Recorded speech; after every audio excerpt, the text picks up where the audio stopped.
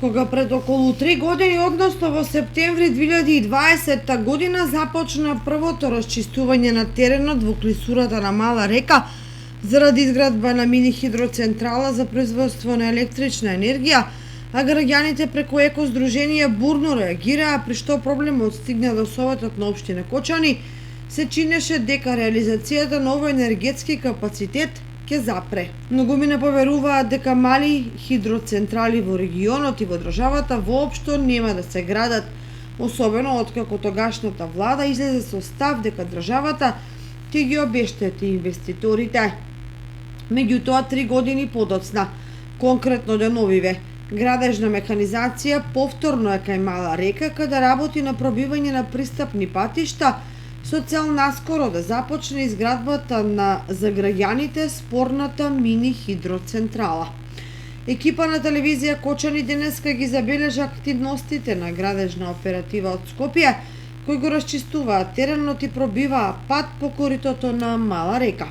По повеќе од една деценија на тегања дали ќе се гради или нема да се гради мини акумулација на Мала река, деновиве може да се забележи од снимките дека градежната оператива веќе работи на пробивање на пат, би рекол, до местото каде што ќе биде поставена самата брана.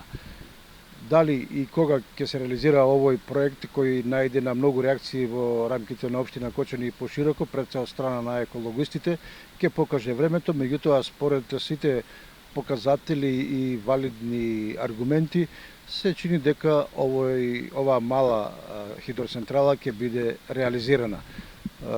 Аргумент за тоа секако е и фактот дека доколку не се реализира, општината или државата ќе мора да плаќаат огромни пенали, се спомнуваат износи од околу 26 милиони евра.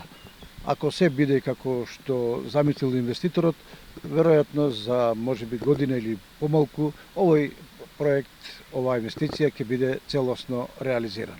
Малку подлабоко се поставени и две информативни табли, од кои на едната меѓу другото јасно стои дека е забранет влез за невработени, а на другата дека инвеститор е фирмата ДИС Енергија до Скопје, од каде се и проектантот и изведувачот на градежните работи, а единствено надзорот е локален.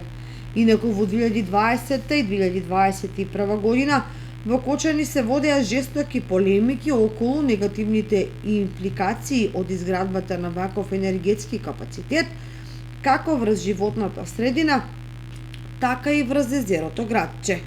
Во Советот можеше да се слушне и барањето релевантна институција да одговори каква заштита може да обезбеди инвеститорот при изградбата и во процесот на функционирање на хидроцентралата. Но во меѓувреме, како да се заборави на овие барања.